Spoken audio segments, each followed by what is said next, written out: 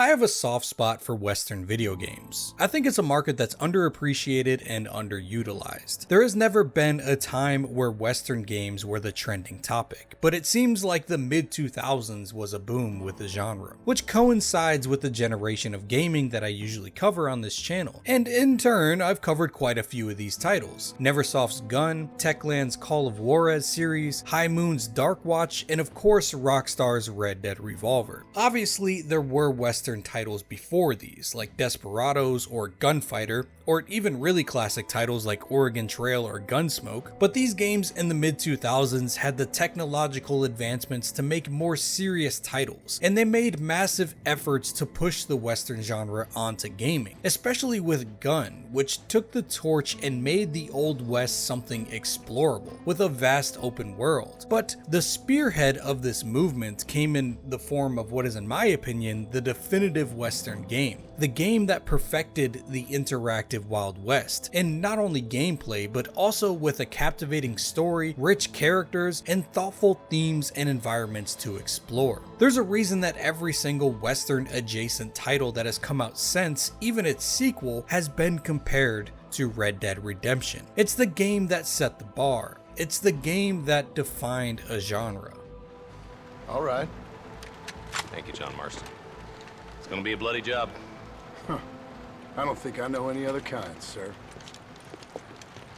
Red Dead Redemption takes place in 1911, the end of the Old West, in the era of outlaws and gunslingers. It may come as a shock when you boot up the game and expect to see some train robberies or a duel at high noon, but instead the opening of the game presents you with fancily dressed people in a modern town, a nice ferry, and even a car being craned onto the docks. This sets up the timeline and tone of the game quite nicely, where not everyone is fine being stuck in the past, and in fact, quite a lot of people welcome this change into the new world. This game, since the beginning, is a tale about the death of the Old West and the struggles of those who can't seem to crawl their way out and into this rapid growth of civilization, much like our protagonist. We play as John Marston, a former outlaw and gang member who has been kidnapped along with his family by the Bureau of Investigation, the infancy of what comes to be the FBI, most notably one Agent Ross, a proper scallywag. John is forced by Ross to hunt down and take out his former cronies of the gang in order to free himself and his family from captivity. John was just trying to live the simple life after his life of crime, to live and be happy while spending the rest of his days with his wife Abigail and his son Jack. But living quietly after a life of crime and doing wrong to others is often too much to ask. John's past caught up with him, and now he's forced to dive back into his former life head first and take down all of those men that he once called friends. The location of one of the former gang members named Bill Williamson is known to the Bureau, so they send John on a train to New Austin in order to take him out first and then follow any leads from there to get everyone else. Instead of some cinematic duel or epic shootout with his former comrade, John is simply shot down where he stands, as Bill is still about that life. He hasn't left or even had a desire to leave his life of crime. He runs his own gang now and he's doing just fine.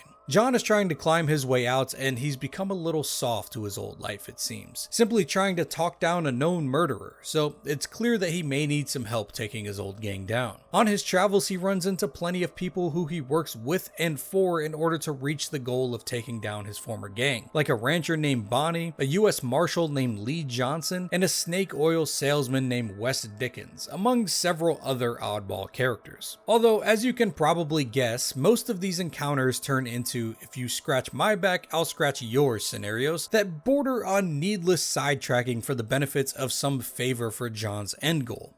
Like the title of the game suggests, this is a story of redemption for John, but not in the traditional sense. John knows that he's a bad man. He knows that he's done wrong by people, and he knows that he must atone for these actions. But really, John isn't evil. He's just done bad things, and he lived in a gang that led him with these grandiose delusions of being Robin Hood-like figures, who only took from the rich and well off. But John never really had malicious intent toward people. He just did what he needed to do. He struggles with this greatly throughout the whole game, not knowing what is good or what is bad when he needs to make decisions. And the conversations that he overhears on the train at the beginning of the game is seemingly directed right at him and his struggle with this.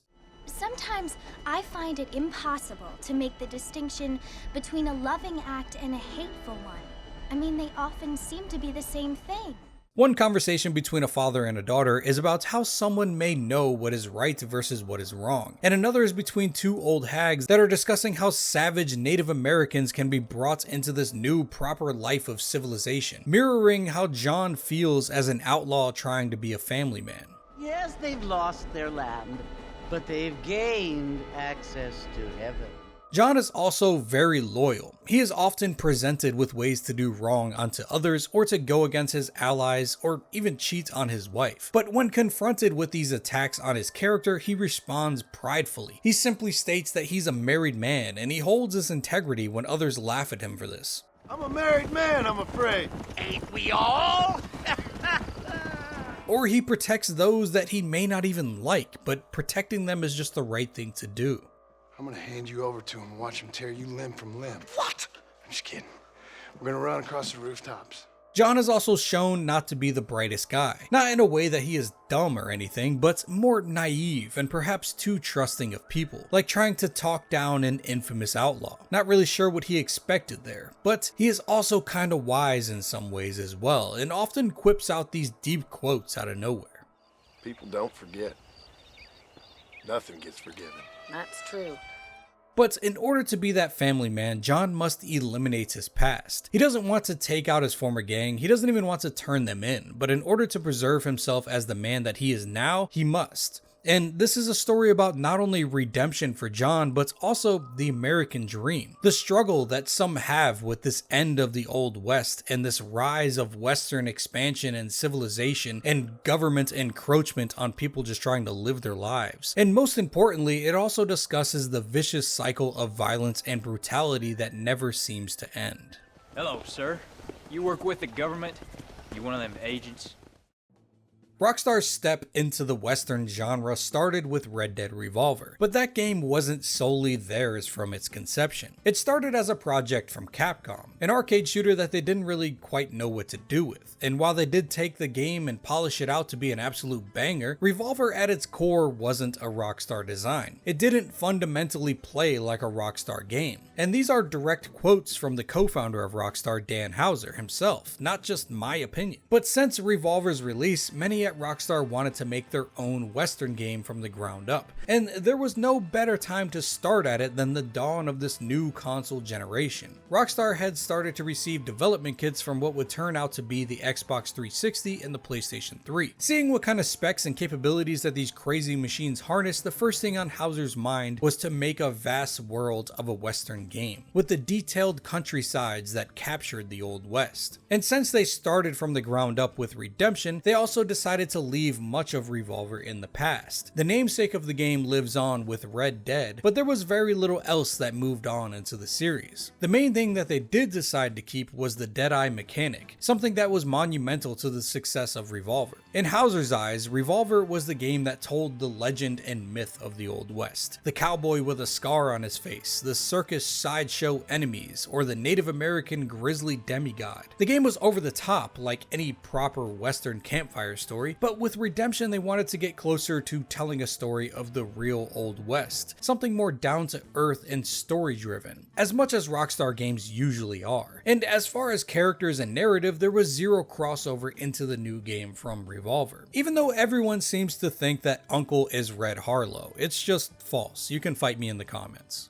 They even played up on Revolver being myth and legend in the new games by having several campfire stories and Redemption mention the tale of Red Harlow or others from Revolver, cementing them as not real characters in the solely Rockstar-based universe. My brother, he's dead now, but he used to tell me stories about Red Harlow. Red Dead Redemption in later years of what is traditionally seen as Western was an interesting choice for Rockstar as well. The game takes place in 1911, which is a good 30 years after most fictional depictions, including most of the inspiration that they used for the script. Movies like The Wild Bunch, High Plains Drifter, Unforgiven, and The Proposition. The Wild Bunch being the only exception there, as it takes place in the turn of the century as well. But it wasn't just movies that they used for inspiration either. They took field trips to Washington, D.C. to visit the Library of Congress and the National Archives building to get a sense of the true American frontier. They also went to real Western locales to photograph landscapes in old towns that are still stuck in the past. And they consumed countless Western books, TV shows, and other movies than the ones that I listed above. For a game with a $100 million budget, you know they weren't pulling any punches when it came to making a detailed and fairly accurate representation on the end of the old frontier. And playing the game, it's pretty clear to see that the work paid off. It isn't a Rockstar game without rich characters to fill its world either, and the research into different characters from real life and different professions that may have been around there are also represented, holding back no detail. There are over 450 voiced and scripted characters inside of Red Dead Redemption. Some may be strangers with a few lines, and some fall well within what can be called the main cast, but all of them hold their own. Each styled with appropriate clothing and accessories accurate to the time, and even voiced and scripted with time-appropriate sayings and mannerisms. And it isn't a Rockstar game if most characters weren't also super heavy on stereotypes and satire, like a morally corrupt snake oil con man, an Irish gun smuggler who loves to hit the bottle, or a jittery grave robber who likes corpses a little too much. And when it comes to the main cast, the casting was nothing short of phenomenal. Particularly Rob Wiedoff as John Marston and Benjamin Byron Davis as Dutch Vanderland. Some of the strongest performances in gaming, and created such iconic characters. That's beautiful, Dutch. You always were a fine speaker. I was. Now would you kindly send that academic out here so we can show him what we really think about the art of anthropology? Lisa, what are we going to do? Like most Rockstar games, the locations are entirely fictional, but are strongly based on real-life counterparts, with each town being so varied and unique, like Blackwater, Thieves Landing, Armadillo, and Escalera, among several others. And they aren't based on any one town from history, but encompass various regions and settings that you traditionally see in Western media. Blackwater is the progressive town that is taking the new times by storm, likely based on the real-life Blackwater, Missouri, and even the infancy of St. Louis or Kansas City. Thieves Landing is a swampy and sketchy town on the border of any authority, likely based on places like Beaumont, Texas, or other swampy areas in the Texas-Louisiana border area. Armadillo is your stereotypical Western town, the quintessential frontier, based on any number of places like Tombstone, Arizona, or Amarillo, Texas, which is probably the name that they played off of. Escalera is the iconic and stereotypical Mexican border town that, like Chuparosa, takes inspiration from any countless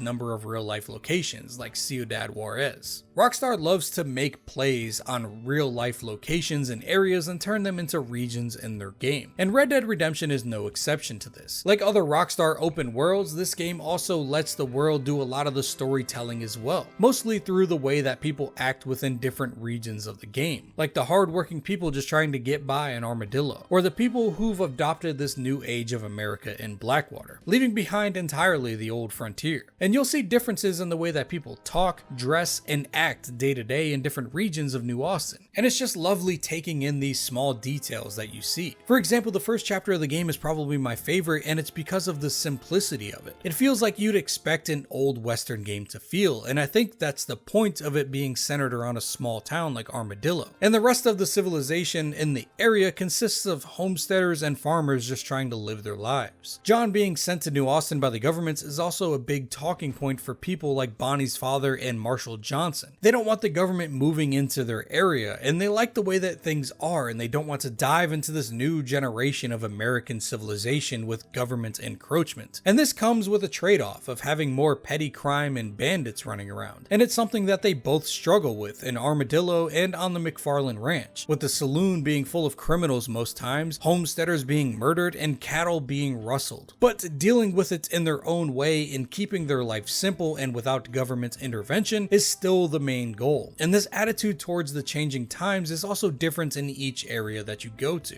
Once you head down to Mexico, things get a little more chaotic when it comes to the government. Instead of America with Western expansion taking over, Mexico is stuck in a sort of power struggle for control of the country. John gets wrapped up in a revolution between the corrupt military government in charge and the rebels trying to take the country back for the people. The government harbors criminals to remain in power and often steal women from villages and towns to bring them back to the general to show their loyalty. But they also straight up kill people for being suspected of being part of the rebellion. Meanwhile, most of the rebels are good, normal people who want freedom from this tyranny. But there is also corruption within that system as well, with the main guy, Reyes, being a womanizer just like the colonel, and clearly obsessed with the power that he has and often puts his personal interests over the interests of the people. A very different take on what's happening up in America. And the final region of the game that you go to, West Elizabeth, is different as well. This area has more people embracing this Western expansion in the US. Blackwater is an advanced town with street lamps and cars can be seen there, and there are government buildings in place facilitating this intervention into a town that used to be the Old West. It's also here where fighting against the government is really no longer an option. Once it reaches this point, there's nothing that you can do to preserve your simple life, which is why the folks in New Austin are trying to keep the government from stepping on them out from the beginning, because it's a slippery slope, and when you try to fight back at a certain point, the military rolls in on you and takes you out, which is something that we see in the climax of the game. I'll be honest with you, Marston. I ain't for all this government interference. Believe me, Marshal, neither am I.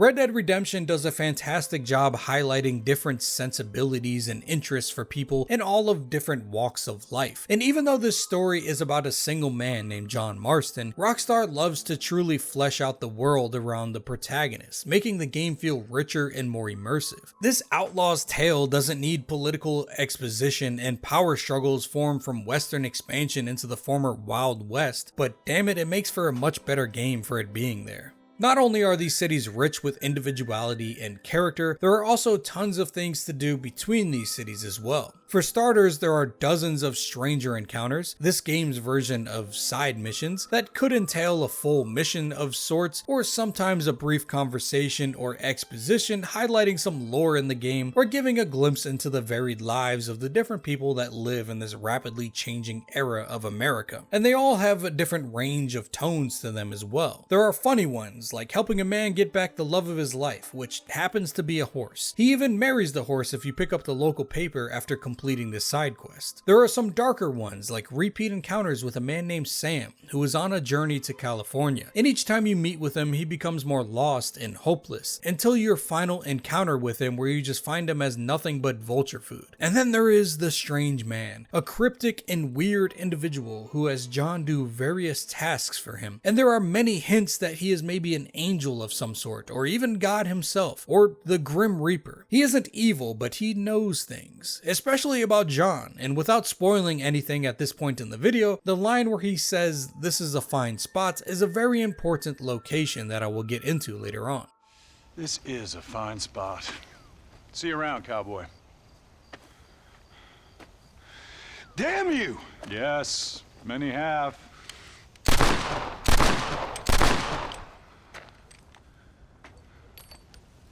These stranger missions help form this live and vivid world and just make the game seem so much more alive. And they aren't the only thing to do either. There are countless activities to get into. Bounty hunting, dueling strangers, random encounters like horse robberies and stick-ups, gambling with a few different games, ranch activities like horse breaking or night watch, hunting with dozens of different species of animals that give you different crafting supplies and meat, with each region having its own animals and biomes, and taking that dynamic even further by having animal furs being worth more in regions where those animals don't live. A super cool detail in the economics of this game. You can hunt treasure, pick flowers and herbs, take down gang hideouts, race horses, or just stroll up to a campfire and hear some stories while resting your weary bones. Most open world games, especially in this era of gaming, prioritize making massive worlds, but fail to fill them up with things to do and reasons to explore. Red Dead Redemption excels here, as exploring the game outside of the main plot is undoubtedly what made this game so memorable to so many people. It combines a vast open world landscape with varying regions and biomes and fills them with just enough explorative content. content, random encounters, and scripted missions to keep you busy on a horseback ride through the area. But it also doesn't overwhelm you with constant annoyances that interrupt the beautiful negative space that this game has crafted. You at once feel genuinely isolated and alone in prairies and dense forest, but also have just enough on your plate to allow you to appreciate the quiet and keep moving on to what you are doing. One of the best memories that I have from playing this game over a decade ago is an entirely non-scripted thing. I was searching for the ever elusive beavers on a river's edge in order to craft something from beaver fur, and I remember I kept seeing some stuff moving in the grass, but when I looked over to where I saw the motion, there was no beavers crawling around. Until one time I got the beaver in my sights, but before I could even pull the trigger, a cougar that had been stalking me for who knows how long ambushes me and kills me. It was terrifying, and it's still the one memory that I think of every time I think of Red Dead Redemption. Not any of the fantastic missions or random gang encounters, nope, just a hunting story. The world of Red Dead Redemption was the best at this in nearly all of gaming, but it also was a standout in Rockstar's own catalog of gaming, until Red Dead Redemption 2 came out and somehow made this delicate balance even better. Like most Rockstar games, the gameplay isn't the star of the show. It typically takes a backseat to the setting of the game, the characters, and the overall story that the game is trying to tell. Not saying that Rockstar games aren't fun to play, but typically gameplay isn't the strongest attribute going for it, and Red Dead Redemption is of course no different. It's a third-person shooter that can be boiled down to Grand Theft Auto in the West. I already went over a ton of side content available to do, so let's talk about the bread and butter stuff, starting with the gunfighting. It's fairly bare bones. There's a cover mechanic with blind fire and the iconic dead-eye targeting mechanic that gets progressively better as the game goes on. It starts off letting you slow down time and manually shoot enemies, much like Max Payne bullet time, but it ranks up to allow you to draw cursors all over your enemy by sweeping the reticle over them, releasing all the shots at once dead-eye is done, and then it finally ranks up to allow you to place markers individually to line up perfect headshots or shoot the gun out of your enemy's hand, or hit vital spots that you need to on an animal for perfect furs. You can of course also shoot free aim in the game too, and most of the gunfights are normal third-person shooting, but Deadeye is a fundamental mechanic to the majority of the game and the series as a whole. Horseback riding is also the main form of transportation in the game, with there being a variety of horses that you can get that all essentially function the same. There is also ways to fast travel to major towns by using stagecoaches or trains. You can sit back and relax while the stagecoach brings you to your destination, but most people are likely going to skip the ride in order to fast travel. You can also fast travel by making a campfire outside of a city, and it took me a while to realize that you could even do this. And once the game really opens up, you can save some time.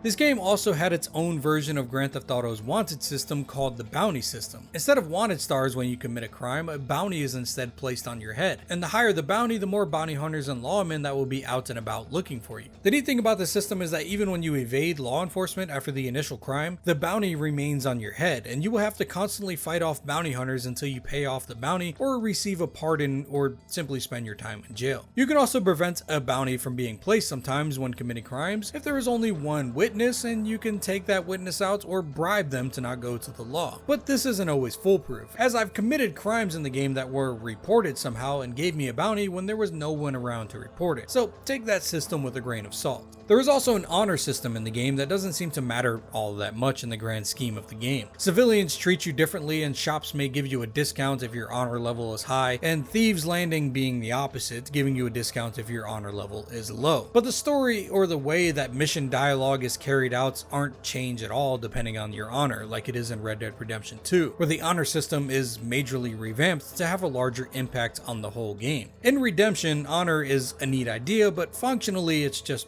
doesn't really matter that much. That's really all there is to the gameplay. Nothing crazy mechanically other than Deadeye, and it essentially functions like most Rockstar open world titles, just within the confines of a Western game. So if you don't like Rockstar games and the way that the gameplay loop is, you probably won't like this game. But I imagine you wouldn't watch this video this far if you didn't like this game or Rockstar games, so kind of a moot point.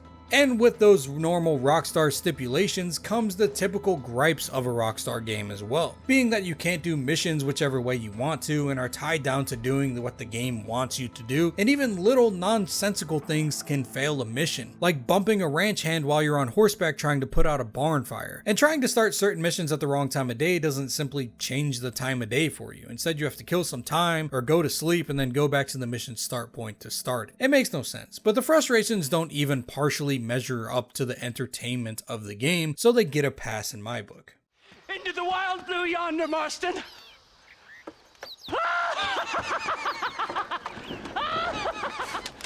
Oh dear.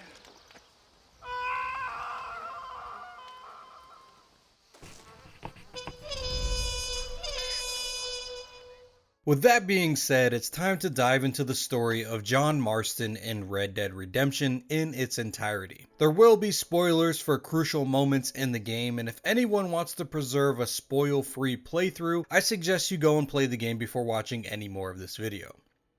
The game starts off with some soft piano music and a crowd of eager people getting off the ferry to enter this town of Blackwater. A car is being craned off of the boat as well, giving light to the time period that we're operating in here. Until the music changes up as our main man John Marston comes onto the screen, escorted by two agents of the Bureau of Investigation, Edgar Ross and Archer Fordham.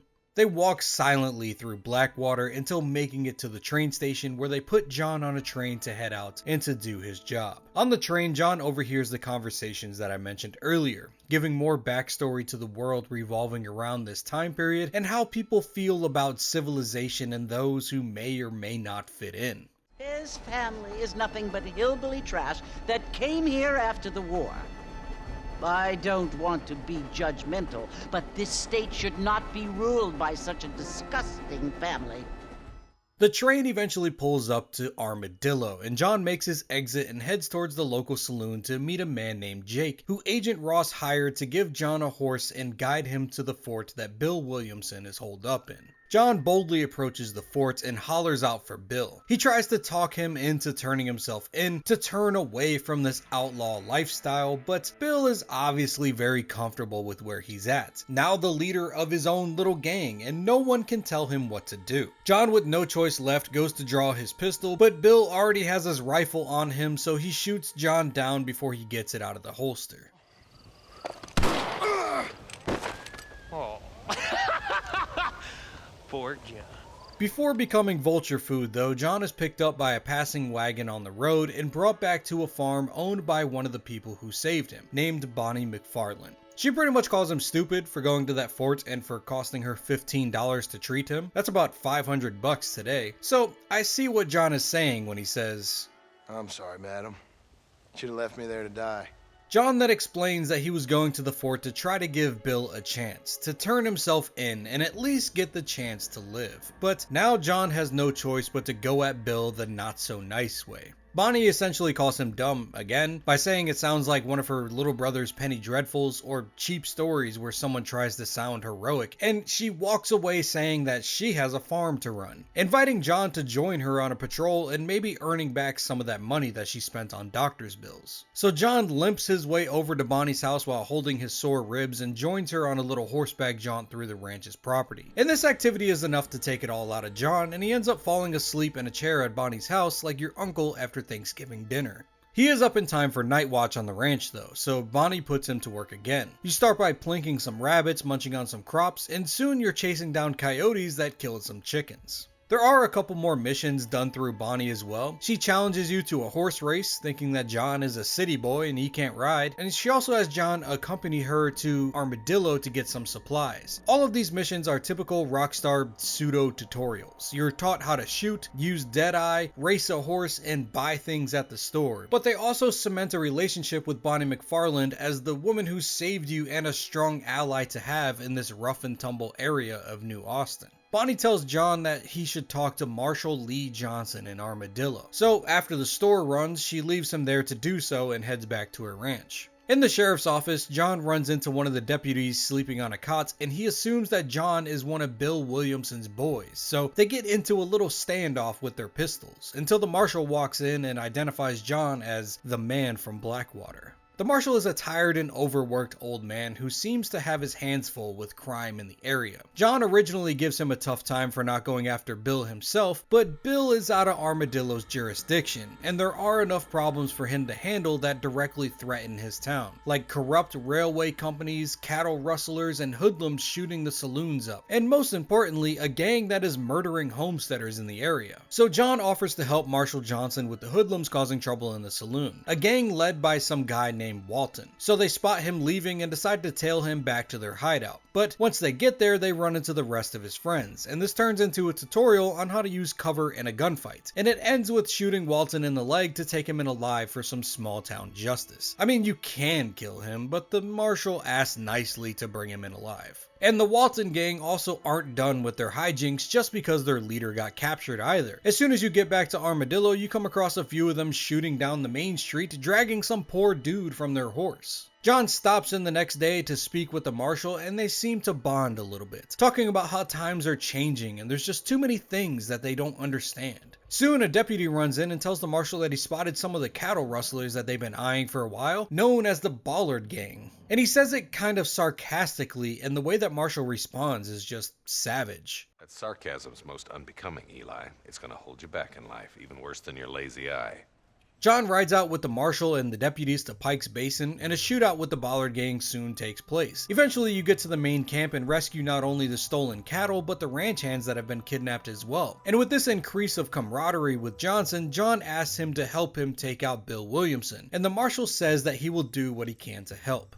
After helping out these ranchers, you get a lead onto a missing snake oil salesman named Wes Dickens, given to you by one of the deputies in Armadillo, much to the marshal's disgust. You hear that, Marston? We just butchered a gang of thieves, and the town is up in arms about a missing snake oil merchant. I am so glad to be serving such a wise and respectable people. Come on, Eli. You come across his stagecoach on the side of the road being ransacked by outlaws, and at first you underestimate the threat at hand.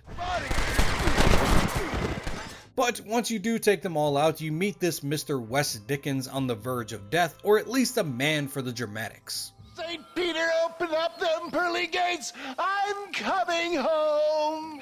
Oh, come on, mister. He's bleeding out from this attack of the bandits, and John escorts him back to Armadillo in order to fix him up. So it'll be a few days before you hear from him again. From here you go back to hanging out with Bonnie for a little bit, herding some cattle, breaking some horses, meeting her father, you know, all the good stuff. And along the way, John starts to open up more to Bonnie and truly share how he feels about the situation that he's landed himself in. I'm an uneducated killer, sent here to do all I can do well. Kill a man in cold blood so that another man may do his part to cut crime in an area, and a rich man can be elected governor on the back of these promises. Civilization is a truly beautiful thing, Mr. Marston. That night, you meet up with Marshal Johnson and his deputies and join them in going after another gang of bad boys, who killed some men and did worse to their women up in a cabin. You head out and search for them, going from campfire to campfire, finding trails of dead bodies, until coming across a ranch with a boarded up barn, and inside is quite the sight. Holy sweet mother of mercy. It's clear that you're dealing with some nasty individuals, so together you get ready to attack the bandits in the farmhouse that they've taken over. You ambush the gang in the house and take them all out, saving what women were kept alive inside, and the survivors all give the marshal an earful for allowing the gang to do this to them. So fueled by rage and the scenes that they left behind, you all ride out to look for the leader of this evil group of individuals. The deputies saw the men ride out towards Fort Mercer, so the assumption now is that these men are the gang with Bill Williamson. And on your ride over there, this is confirmed when Bill himself confronts the group. You just walk away now, John. I didn't kill you before, but I sure as shit will now. A shootout happens and most of Bill's men are gunned down, but Bill himself escapes. And this altercation with the marshal and the damage Bill did to the people in his jurisdiction has cemented Marshal Johnson as an ally to John in this quest to kill Bill Williamson. So now on to the next potential ally in this job, Nigel Wes Dickens. Wes Dickens has healed up at the docks and John runs into him again while he's trying to sell his miracle tonic. He in fact contributes his rapid healing to the tonic itself and tries to sell John 100 bottles of the stuff before John defiantly shuts him down. Give it up, old man. John does travel with Wes Dickens though to a new potential client in Ridgewood, and there he acts as a partner in his snake oil sales pitch. Wes Dickens tells John to take a swig of his tonic and then shoot a skull at a mediocre distance away. And a man then gets mad at this, saying that anyone can make that shot, and he challenges John to shoot his hat out of the air after he throws it. John does this, and then the man gets mad that John put a hole in his hat, so he tries to fight him. So John beats him up. And then the man gets mad and tries to duel John for beating him up, and John simply shoots the gun out of his hand. This crowd work does fantastic, and everyone in attendance decides to buy a bottle of this miracle tonic, hoping that they can be even a quarter as badass as John Marston is. Even the man who challenged John initially decides to buy a bottle too. No harm in trying one bottle, I suppose. John is less than pleased with scamming all of these people though, and he wants to leave West Dickens behind. But West Dickens offers to help John get into Fort Mercer, using his stagecoach as a Trojan horse of sorts, so for now West Dickens remains an ally.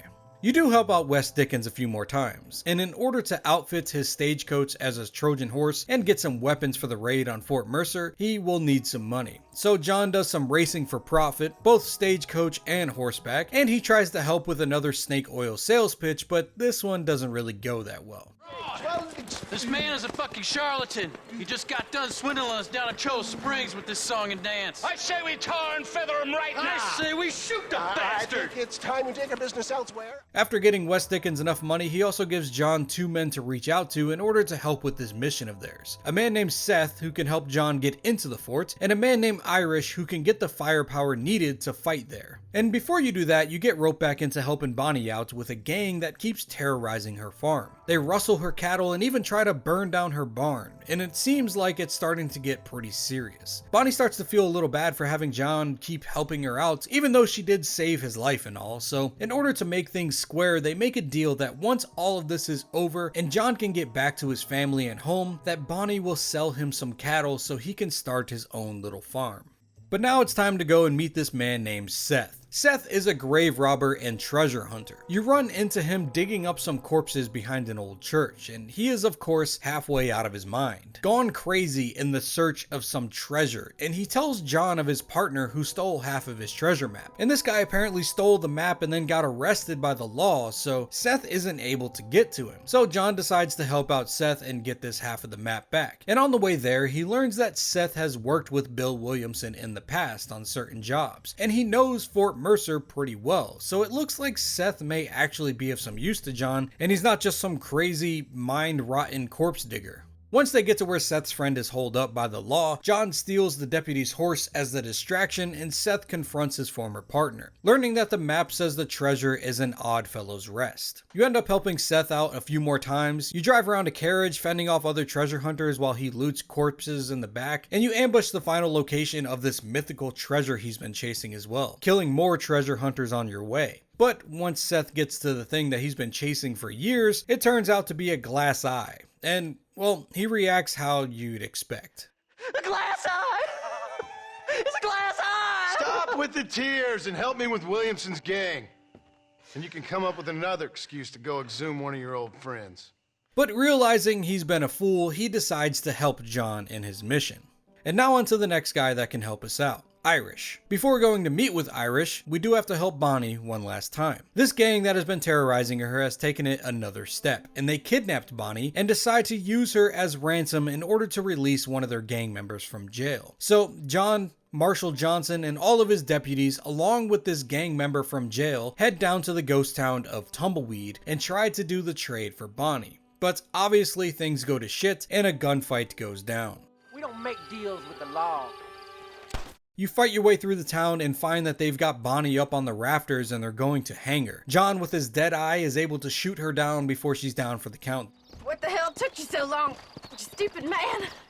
After this big fiasco, it's time to meet the gun dealer named Irish. He is, well, Irish and stereotypically addicted to the bottle. He's getting drowned by 2 men also named after where they're from, Welsh and French, and John isn't particularly a fan of their voices. When a man with a sing-song voice tells me to fuck off, it always concerns me, boyo.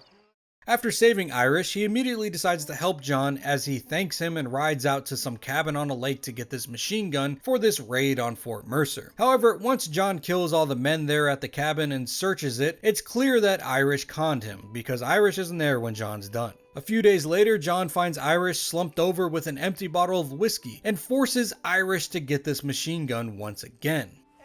It gives me the memory of a newborn babe, as innocent as can be.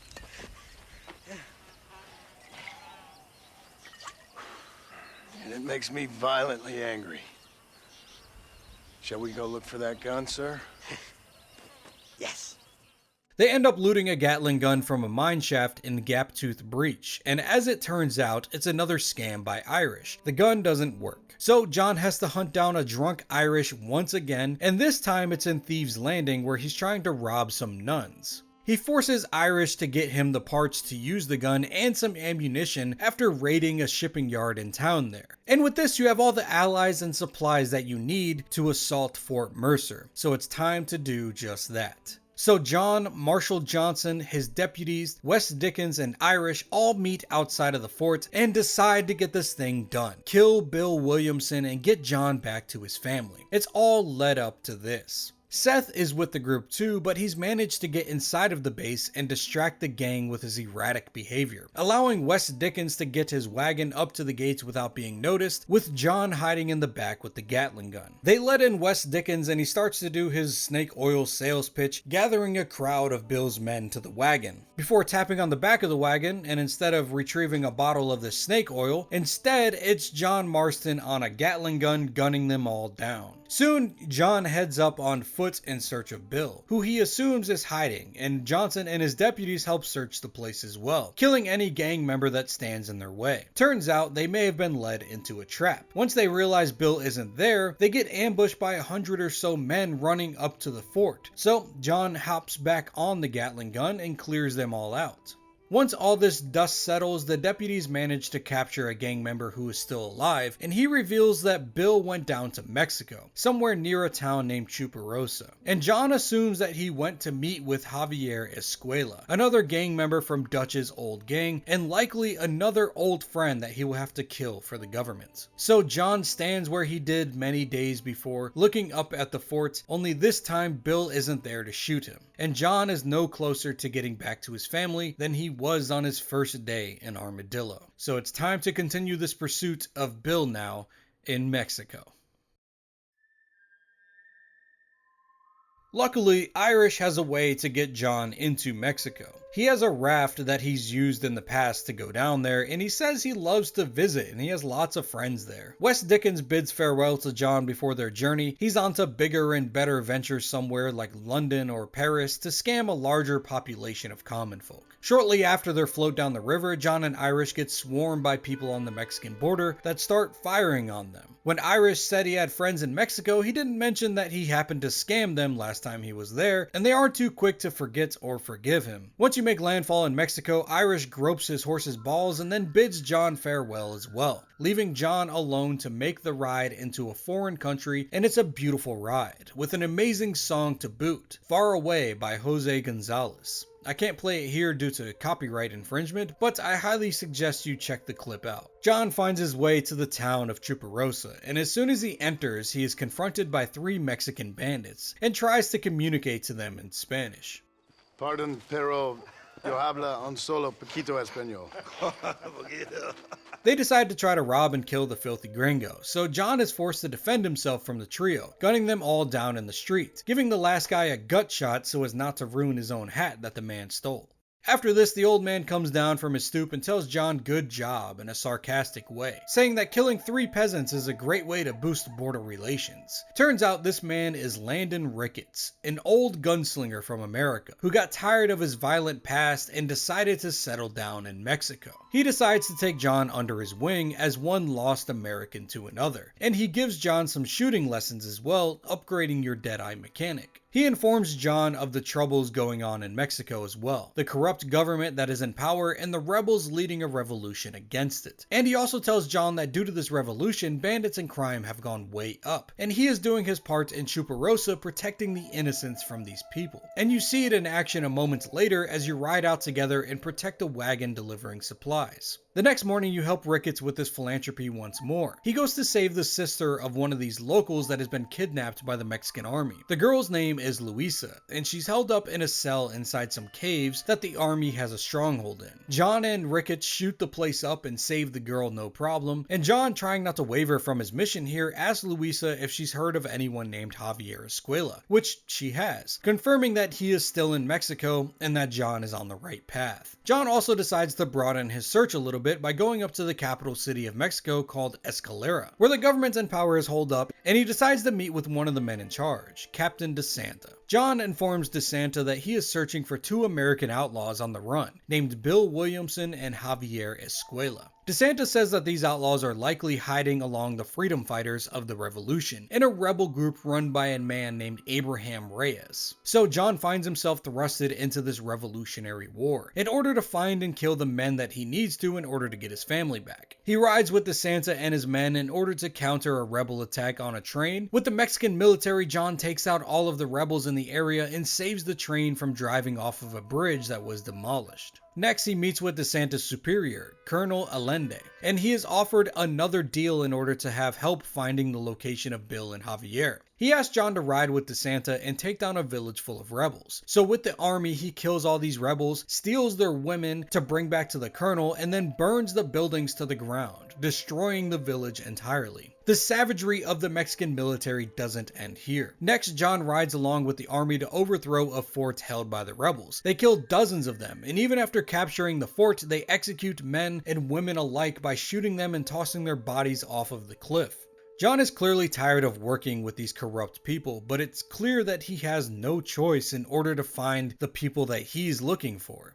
He doesn't just work for the Mexican army though, he does decide to help the rebels out as well every now and again. He decides to go see Luisa, the girl that he saved from the caves, because she knew of Javier as well, and maybe she can help him find him. Luisa's family is fleeing the country. Her parents fear for their daughters, seeing how Colonel Allende treats the women that he captures. So they head down to the river and cross into America for safety. But Luisa stays behind as she is part of this rebel revolution and just so happens to be madly in love with the rebels' leader, Reyes. John helps Luisa's sister make it safely through the army checkpoints and to the river in order to escape.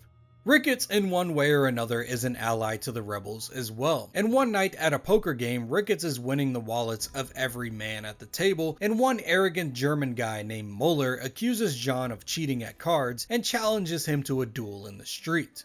John, of course, riddles this German man with bullets, and this means that the rest of his men attack the innocent city of Chuparosa. So John and Ricketts work together to kill all of them as well. After this, a local woman informs Ricketts of Allende's plan to kill some prisoners for small infractions like not paying their taxes. Men that don't need to be executed. So John and Ricketts ride over to try to save these poor people. They commandeer the prison wagons carrying these men, kill the army officers there, and then cross with the wagons into America, giving them freedom from this ever-growing violent revolution. Ricketts decides to escort them into America himself, and he bids John farewell and good luck on his journey. I hope you find what you're looking for, Marston. You know what I'm looking for. If you say so, Marston. If you say so.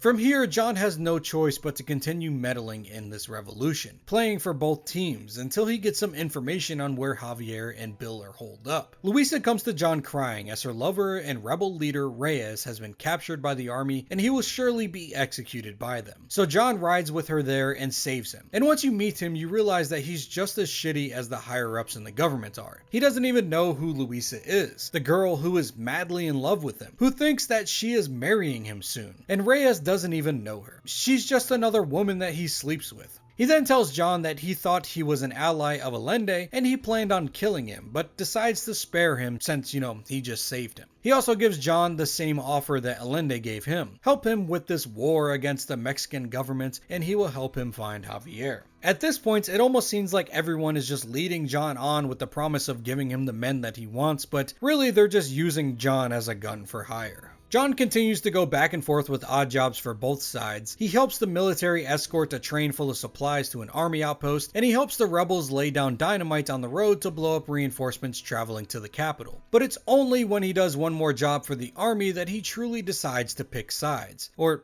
well, it's kind of chosen for him. He goes with Captain DeSanta to Chuparosa as they've been told that Bill and Javier have been captured there, only for John to walk into a building and be blindsided by DeSanta himself and being knocked out cold. Turns out the army has been using Bill and Javier as resources to terrorize the locals, so they were never going to give them up to John. He wakes up to a rebel attack on DeSanta's men. Hands tied behind his back, he runs through the streets dodging gunfire, and eventually he gets freed by Reyes himself, and taking out the rest of the army that's in Chuparosa. Unfortunately though, Captain DeSanta escapes for now. Luckily it's not long before he's found and captured alive by John, and you're given the choice to either kill him yourself or allow the rebels to do it.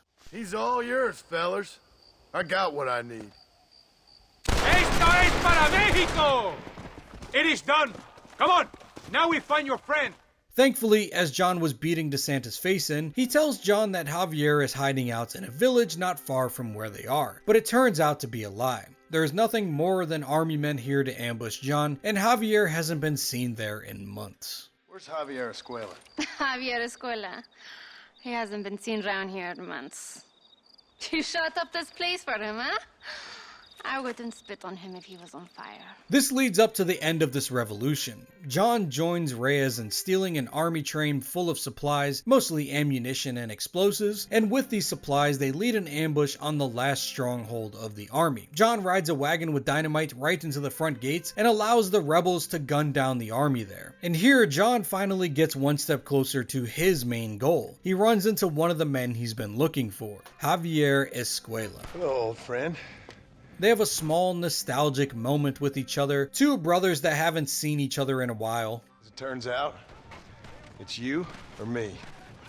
The way I see it, might as well be you. We thought you was dead, brother. But soon enough, John gets his hands on Javier and hogties him. And you do get the choice to kill him or keep him alive, but keeping him alive is much more satisfying. You bring him to the border and hand him over to the Bureau, one step closer to getting your family back. But your simple mission of just killing Bill Williamson is still unfinished, and now you're informed by the government that they may have located the old leader of your gang, Dutch Vanderland, and he's your next target after you handle Bill. And Agent Ross reminds you of how much of a douchebag he is. Oh, your wife sends her regards. So with that, there is one final thing to do in Mexico. Help the rebels take out Colonel Allende and as a result, kill Bill Williamson. On John's arrival to Escalera, the rebels aren't doing so hot against the remaining army soldiers. They're being slaughtered in the streets, and Reyes has been captured and is about to be executed. Luisa tries to save him with a kitchen knife but immediately gets shot down. But with that distraction, John kills the men who captured Reyes, and they storm the front gates of the Colonel's villa. After a long fight, the Colonel and Bill escape out the back, and it's not long before John runs them down and unceremoniously puts a bullet in old Bill's head, and Reyes then puts one in Allende's, ending both of their quests. Reyes stays arrogant as ever, forgetting Luisa immediately, who literally died saving his life, and then letting the power of control go right to his head. I'm sure Mexico will be better off than it was when we arrived. As for John, it's time to head up to Blackwater as we learned our job is still not done. There is one final person for us to hunt down and kill, our old mentor and leader, Dutch Vanderland. You gave us Williamson and Escuela. We still don't have Vanderland. But now we know where he is. Then go and shoot him. No, sir. I want you to shoot him for me. John goes back to meet with Agent Ross, and he is rightfully pissed off. His initial job was to find and kill Bill Williamson, and even though this has taken quite a long time, he has completed his mission, along with the bonus of turning in Javier Escuela alive. He demands to see his family. You want me to take out a gun and blow a fucking hole in your head right here? Right now? You want that? Mr. Marston. You want that? Mr. Marston.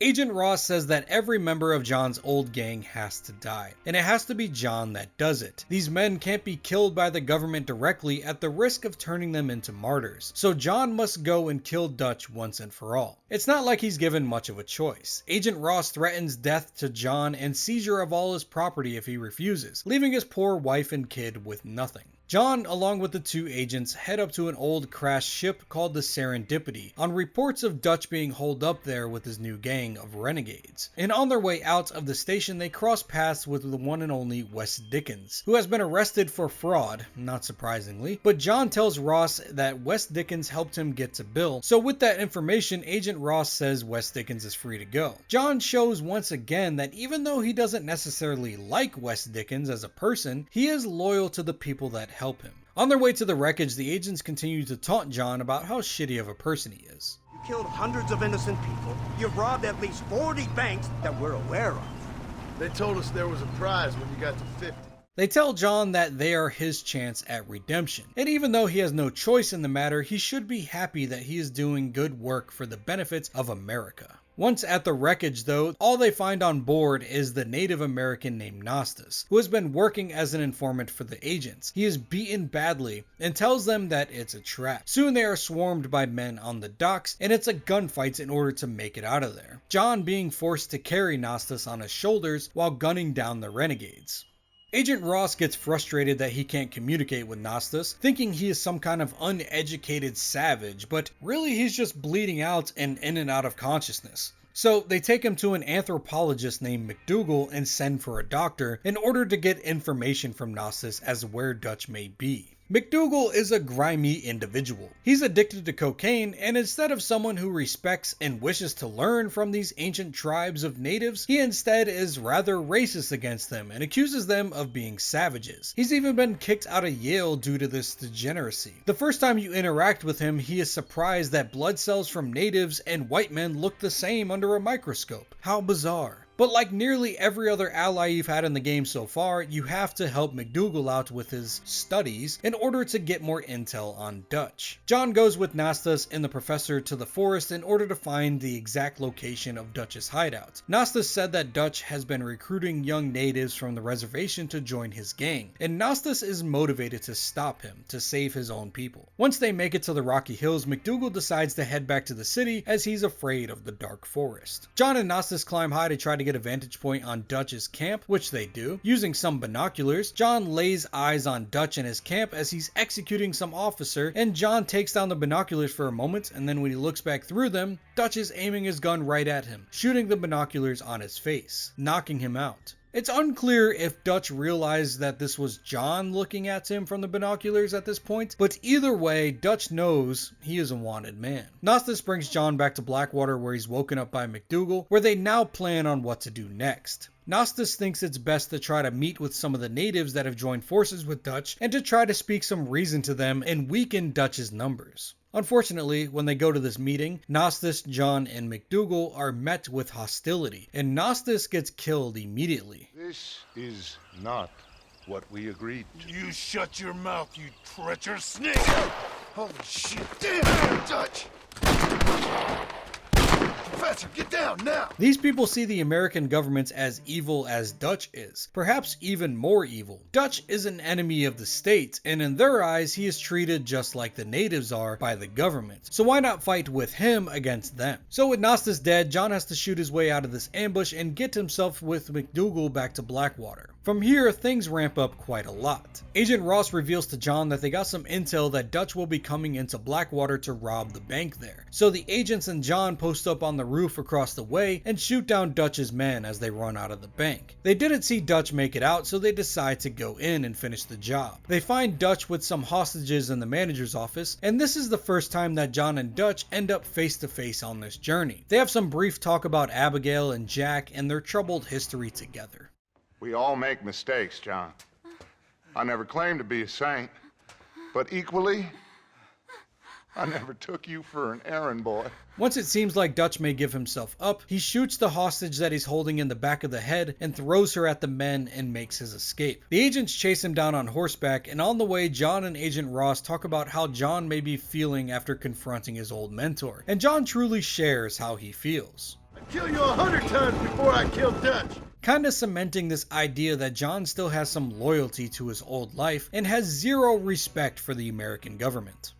Eventually you run into more of Dutch's men and have a big shootout in the forest, but Dutch makes it out alive and retreats back to his camp. It's not long before Dutch is back in Blackwater though. John visits McDougal one evening and Dutch shows up wanting to kill the professor. It's not very clear why, as his only response when asked is, I don't know. Sport, I guess. But it's most likely because Dutch's gang at this point is full of Native Americans, and they don't like the professor and his phony anthropology. It just pisses them off. And it almost seems like John wants to give the professor up to Dutch, seeing as John doesn't really like him too much either. I'm gonna hand you over to him and watch him tear you limb from limb. What? I'm just kidding. We're gonna run across the rooftops. Get you back to your ivory tower. Oh, thank you. Thank you, sir. Don't thank me, we're still here. Come on. But John does decide to do the moral thing and help McDougal escape. They cut through another room in the building where a couple is about to have a good time, and they make it onto the roof with their fire escape. John guns down a bunch of Dutch's men as they go across the rooftops, and eventually he is able to escort McDougal out of the city and to the next train station to get him back to proper civilization. Connecticut, I guess. There's no civilizing this savage land.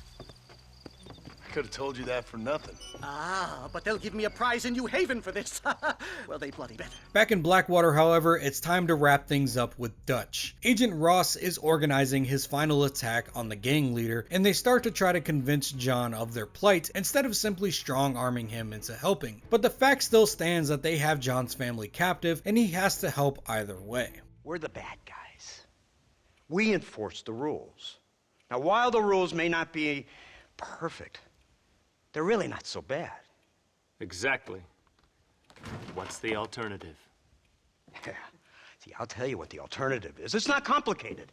It's about one man and his gun versus another man. Sure, civilization may be dull, but the alternative, Mr. Marston, is hell.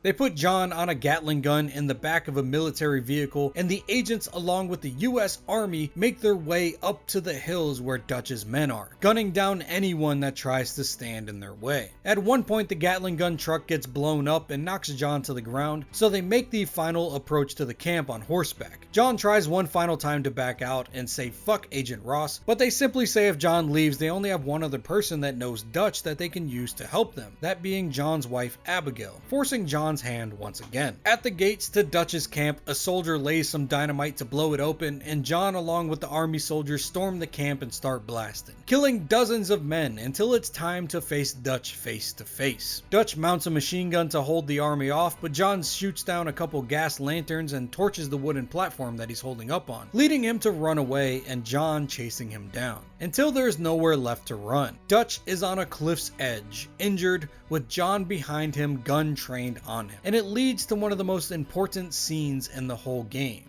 When I'm gone, they'll just find another monster. They have to. Because they have to justify their wages. That's their business.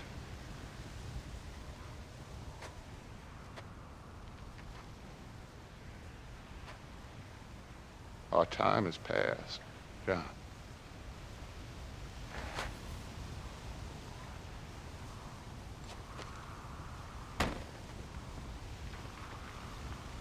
After Dutch's death, Agent Ross uses John's gun to shoot his corpse, saying it makes the report look better, before joking in poor taste that John's wife has died in a prison riot.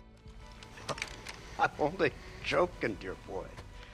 They tell John that his family is in John's cabin in Breacher's Hope, and that despite all of the trouble, John did his country proud, and they tell him to stay out of trouble. With John's missions complete, it's time for him to see his family once more after all of this time. And the ride back to the cabin is another one that's beautiful like John's arrival into Mexico. A nighttime ride through the snowy forest, accompanied by a fantastic soundtrack that I once again can't share due to copyright, but just know it's a beautiful song. Once he's back home, he calls out to his family and Abigail comes out to greet him. First throwing punches in anger, but eventually just happy that all of this is over and maybe, just maybe, they can try to live a normal life without fear of the old gang or the government messing with them. Their hopes and dreams of that seem real now. Dutch and the old gang are dead and the government has no more need for John. John's son comes out too to greet him, and the first thing he does is apologize for the chickens getting killed by coyotes, saying that he tried to protect them. And then Uncle, one of the old men from Dutch's old gang and friend of John's family, comes up and tells John not to blame him either. But it's clear that John didn't have any expectations for this old drunk man. Hold your excuses until you figured out which one to use. The next morning, John decides to cash in one of his favors from his old friend Bonnie, and rides out to her farm with Jack to buy some cattle. And on the way, Jack unsurprisingly has a ton of questions for his father, but one of the most important moments in the conversation comes when Jack asks about Dutch and Bill. I guess I'm a bad man who tried to be a good father. I don't know. Every man has a right to change, a chance of forgiveness. Ain't that what the good book says? You've never read me the good book, sir. Well, I imagine that's what it says. John, still from the very beginning, is just doing what he thinks is right in order to be a good father. And it's starting to seem like redemption is a real thing. He did what he had to do, and now here he is, being a good father and caring for his family. They get to Bonnie's farm and they meet with her and her father to buy some cattle, using the herding techniques that he learned on the ranch a long time ago to bring them back with his son to their home. And along the way, they run into a few rustlers that John has to dispose of. And Jack gets a little upset, mostly with himself, that he wasn't able to defend himself from these rustlers without his dad being there. Similar to how he was mad he couldn't stop the coyotes from killing the chickens. And with John gone, he felt the need to grow up too fast and to be a man too soon. And he's just been frustrated that he isn't able to do so. They do get the cattle back to the house, officially making them ranchers now, an honest profession for John Marston. Being back home is now truly a simple life. John goes out and defends his corn from crows, herds some cattle to the pasture, and breaks some wild horses with Uncle to bring them back to the ranch.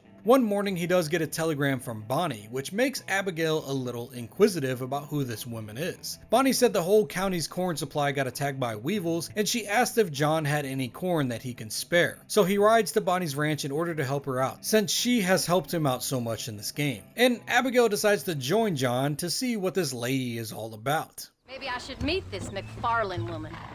This ride with his wife is a lot like his ride with his son, full of questions about how Abigail was when John was gone, where they kept her and what it was like, and also a bit about Abigail asking more questions about who this Bonnie cowgirl thinks she is.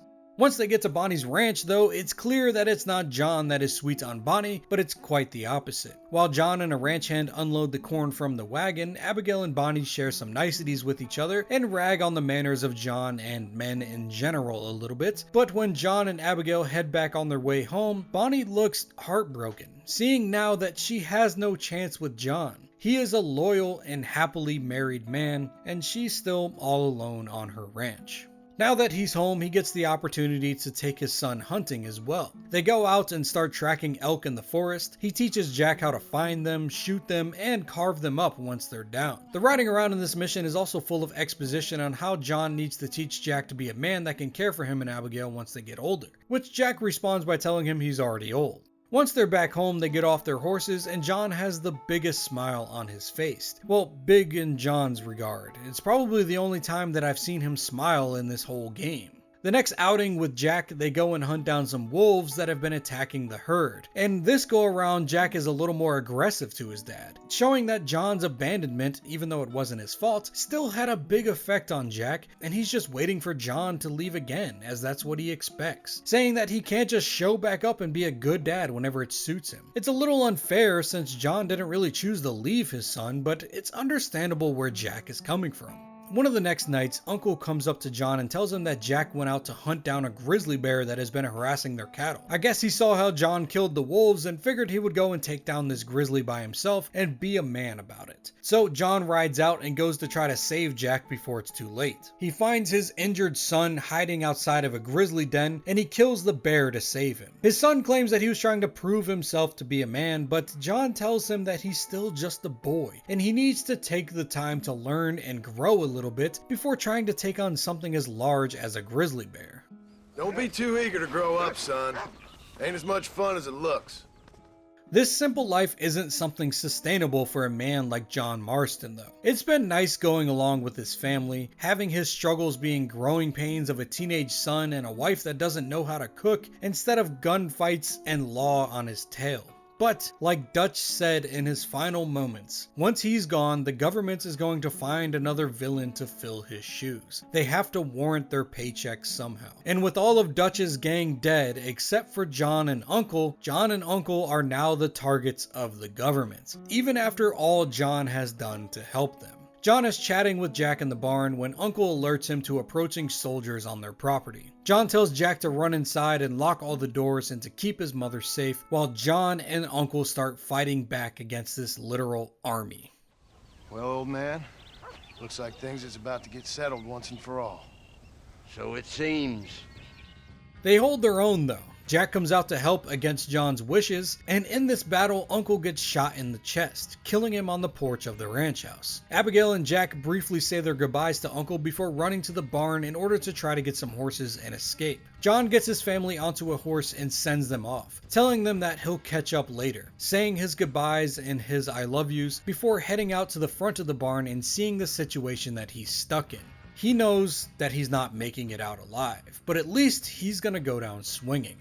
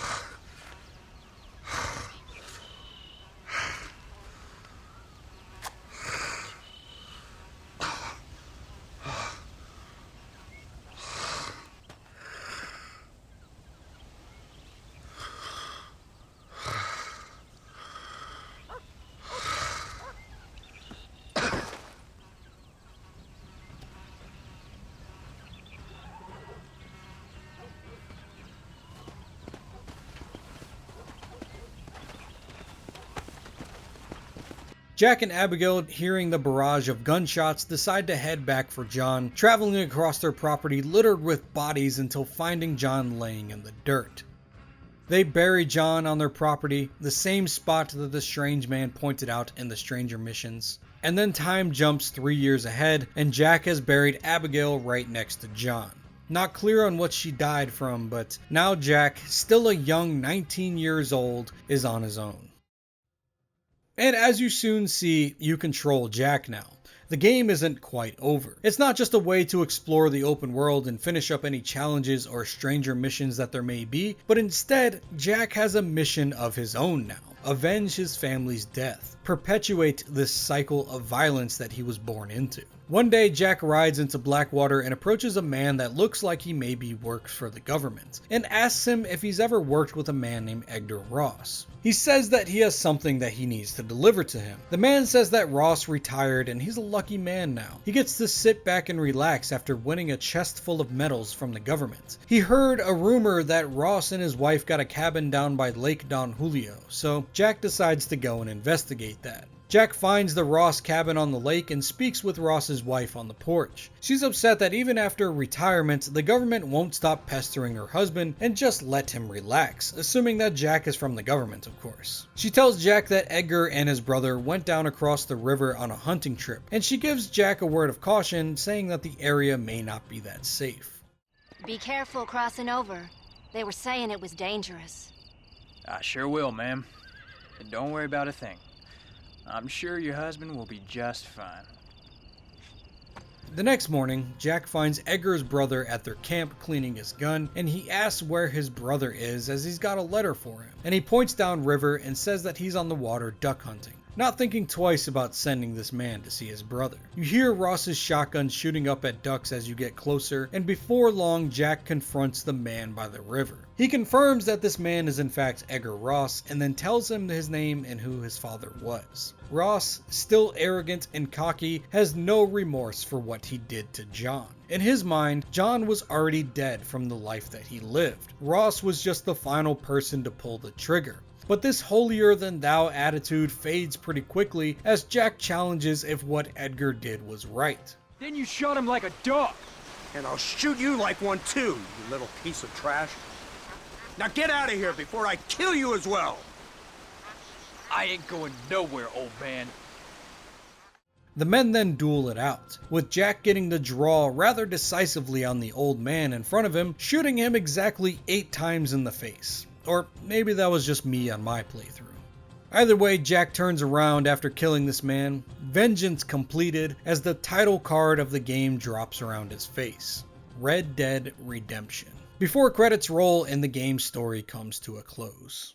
Red Dead Redemption is by all accounts a tragic story. After being left for dead by Dutch and the gang after he was shot in a robbery, John tries to turn his life around. He did so much to bury his past throughout the entirety of the game, but even with all of his efforts, all the countless people he helped and people who see him as an honest and good person from the time that they've spent with him, he still gets what's coming to him in the end. Nothing is forgiven. And all bad things that he did in his past life still carry consequences. That's not to say that he didn't achieve redemption for his character though. He helped countless people, and even though he didn't like it, taking down his old gang was better for the community as a whole. Bill and Dutch were big burdens to their regions that they lived in. Bill murdered and robbed homesteaders in New Austin, and Dutch terrorized people in Blackwater, robbing banks and generally doing whatever he wanted to do. John killing them was a net positive. He helped Bonnie with countless issues on her farm. He helped the people of Mexico rebel against the corrupt military, and a dozen other small things across the world he did to help people. And most importantly, when the army came to his house in the final chapter, he got his son and his wife to safety, and he sacrificed himself to keep them out of harm's way. John's character was redeemed. He died a good man, but in the end, he still died. And that cycle of violence that came back to bite him continued on with his son as well. Jack, who saw his father get gunned down by the US Army, led by a man named Edgar Ross, was fueled by rage and vengeance. Once his mother died a few years later, he decided to act on these feelings and hunt down Edgar Ross and kill him for slaying his father in cold blood. We'll never know what comes of Jack after this. Was he on the run from law for the rest of his life? Did he dive into a gang lifestyle like his father, or did he go on to live a simple life after completing his story so punctually? We may never know. I love the story of Red Dead Redemption so much. Every little interaction, no matter how brief, seemed to have the weight of the world on the words spoken. Lines between John and Bonnie when discussing his past, or when John is telling Agent Ross how much he'd like to kill him. They're also poetic in a way, but sometimes it's just background dialogue, which is a testament to the writers at Rockstar who really know how to flesh out a brilliant story. I do hope that you enjoyed this story breakdown here and that I did it some justice. I tried not to drag on with the parts that weren't too important and to really highlight those special moments of dialogue that made the game so special. With that being said though, where did the Red Dead universe go from here? Red Dead Redemption was universally praised by audiences around the world, and the game is on any number of Best Game of the Year lists, and even voted as Best Game of a Generation, and possibly of all time depending on who you ask. After completing the game, Rockstar actually wasn't expecting to make any money from it. With a budget incredibly large at $100 million, they simply wanted the game to be fantastic, and they wanted Rockstar San Diego to prove themselves as developers. But the worries weren't long lasting, as they sold 5 million copies in their first week, making over $220 million from that week alone. It was the 5th best-selling game of the year, only behind Call of Duty Black Ops, Madden NFL 11, Halo Reach, and New Super Mario Bros. Wii. A few months after its release, the game received some DLC as well. Some multiplayer character packs with characters from Red Dead Revolver, some hunting packs adding animals, and most importantly, a full mission spin-off pack called Undead Nightmare, a campaign set in a zombie apocalypse in New Austin. One of the best DLCs of all time, and one that I'm going to cover very soon here on the channel, and the long-awaited follow-up to the game came out as well, Red Dead Redemption 2, a game that in my opinion perfected nearly everything the series has going for it. For a long time I thought Redemption was the better game, but after replaying both back to back, I think Red Dead Redemption 2 is the superior game and more fun for me personally, but we'll get to that in a later date. I'm sure that it isn't the last that we'll see of the Red Dead universe from Rockstar. Unfortunately, they take very long to make new games, but Red Dead has raised to the peaks of their other massive IP, Grand Theft Auto, and is too large to be ignored at this point. At least I hope so. Maybe we'll get a Red Dead 3 with Jack as the main character, or who knows, an entirely new storyline with the world of Red Dead, but I'm sure we'll get some. With that being said, it's time to bring this puppy to a close. This video was much larger and more in-depth than I expected, and that being combined with the home life being a little chaotic at the moment, the delay for this upload was way too long, and I do apologize. I'm not on the level of being a full-time creator, so I can really only work on these videos when I have the time, but maybe one day my days can consist of making these videos full-time for you. As always, thank you for all the support in the meantime. It means the world to me. And the special thank you as well to my YouTube members and supporters on Patreon for holding it down.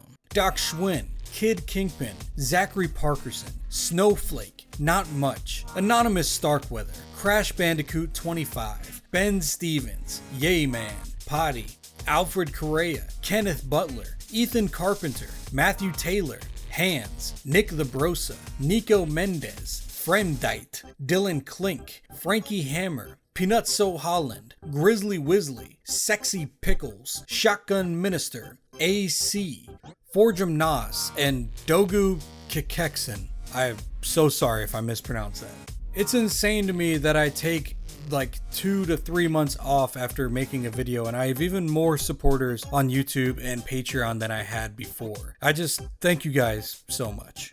And as always, everybody, thank you for watching. I hope to see you next time. Peace.